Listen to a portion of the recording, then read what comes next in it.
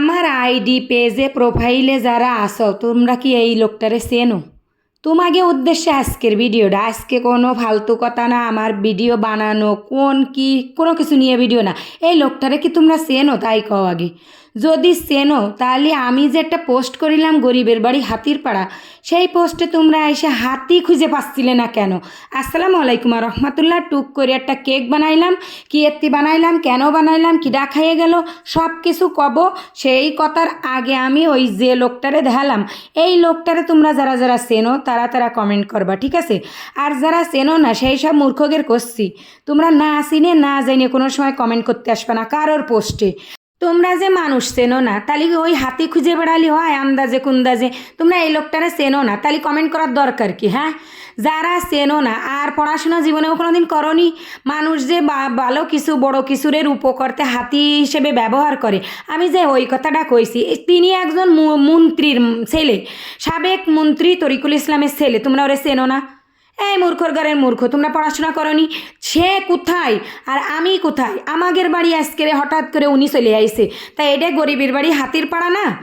এই যেসব মূর্খরা তোমরা হাতি খুঁজ দিছাও তাকে চোখে আঙ্গুল দিয়ে আমি কয়ে দিচ্ছি, উনি হচ্ছে তরিকুল মন্ত্রী, সাবেক তরিকুল মন্ত্রী যিনি মারা গেছেন, উনার ছেলে।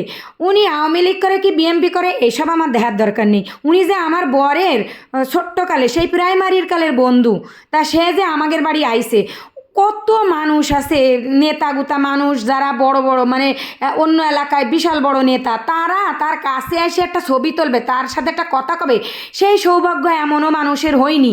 প্রত্যেকবার সম্মেলন হোক মিটিং হোক আইসে এসে দূরেরতে দেখে চলে যায়।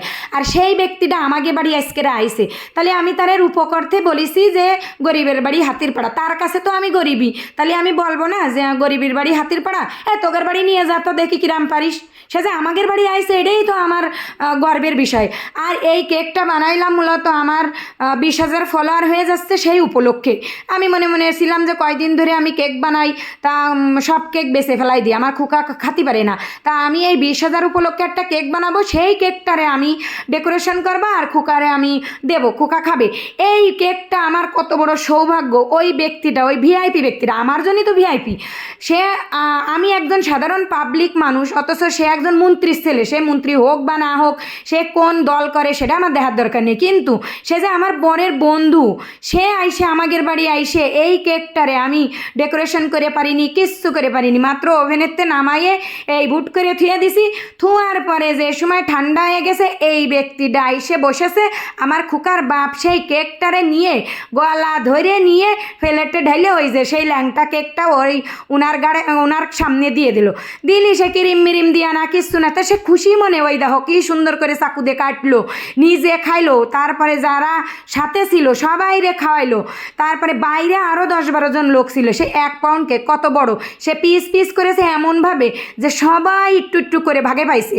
আর হঠাৎ করে আইছে, আমার ঘরে তো তেমন কিছুই নেই, ভাগ্যিস কেকটা ছিল আর কয়টা আম ছিল, কয়টা ড্রাগন ফল ছিল। এই রকম যে ভিআইপি একজন মেহমান আমাদের বাসায় আসবে, খোকার বাপটা আগেও কইনি আমারে, তাহলে আমি না একটু পিঠে মিঠে বানায় রাখতে পারতাম। হঠাৎ করে আসলো, আইসে এই যে কেকটা খাইয়ে চলে গেল। তাহলে এই উনারে তোমাদের বাড়ি নিয়ে যাও দিন, যারা এই যে হাতি খুঁজ দিছাও। তুমি 1 মাস ধরে ঝোলো তো দেখি তোমাদের বাড়ি যায় কিনা। এই বিশেষ লোকটা আইসে যে আমাদের বাড়িতে কেক খাইয়ে গেল, এটা সেটা খাইয়ে গেল। তা এত বড় একজন মাপের মানুষ, সে যেই হোক, সে এমপি না হোক কোন দল করে দেখার দরকার নেই। এই যশোরের সে সাবেক মন্ত্রী তরিকুল ইসলামের ছেলে, সে আমাদের বাড়ি আইছে, সে আছে আমার খোকার বাপের হচ্ছে বন্ধু, ছোট্টবেলার বন্ধু। তাহলে সে কি আমার কাছে হাতির থেকে অনেক বড় কিছু?